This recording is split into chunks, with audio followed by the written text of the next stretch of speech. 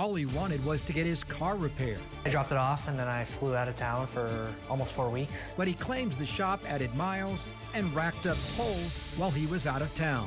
Obviously somebody was utilizing the vehicle, the way they shouldn't have been. Eric Montgomery bought the pre-owned car from a local dealership and immediately had a problem, so he was instructed by the dealership to take it to a shop called Repair Hub. It was only after he got the car back did he learn someone did more than make repairs to his car. Action on consumer investigator Jeff Deal is joining us live here in the studio right now. Jeff, someone actually drove it through a whole lot of tolls. They did, Martha. Yeah, I went through all the paperwork here, and it shows 107 toll transactions from the east side of Orlando all the way through to Metro West. The bills added up to nearly $200. It seemed like they really hyped up this 150-point inspection. Showing us his 2018 Cadillac ATS, it was clear Eric Montgomery wasn't thrilled. Plastic here is broken off. With the problems he encountered after buying it from Drive Hub on East Colonial in early February. Honestly, it was like one of those terrible old cartoons where you drive off the lot and the car starts falling apart initially. You know what I mean? Like almost immediately. It turned out to be a brake problem and the windshield wipers didn't work, but he said the company was responsive. It instructed him to take it to Repair Hub, a shop a short distance away. Although the companies have similar names, they have different ownership.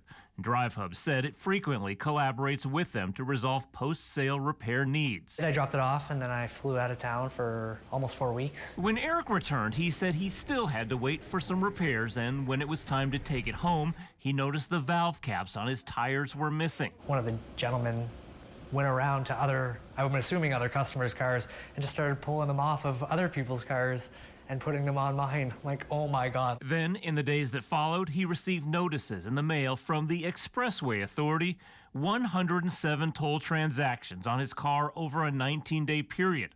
All dates Eric was out of town. The tolls were on a route between East Orlando and Horizon West, at least 9 days. It appears the car was kept overnights and weekends. In an email, Drive Hub let me know there is no evidence that the vehicle was excessively driven or misused while in Repair Hub's custody. So we stopped at Repair Hub to ask about the tolls. Somebody was clearly driving it 9 different times. It kept overnight on the weekends and everything. Because like I tell you, I can show you the last owner of the car.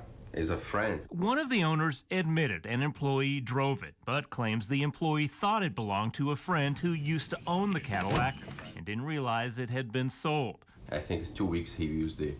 Once I employ here, the guy don't work here anymore. While we haven't been able to determine the exact number of miles put on the car, we do know Eric got stuck paying nearly $200 in tolls. My father was a mechanic and he owned a garage. If I was ever doing that to one of his clients' cars, I don't want to think what would happen to me. You know what I mean?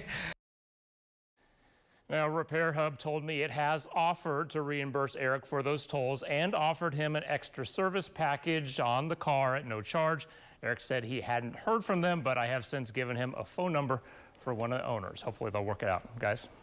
All right, Jeff. Wow, that is some story. If you have a tip for Action 9, head to WFTV.com or check out the WFTV Action 9 page on Facebook.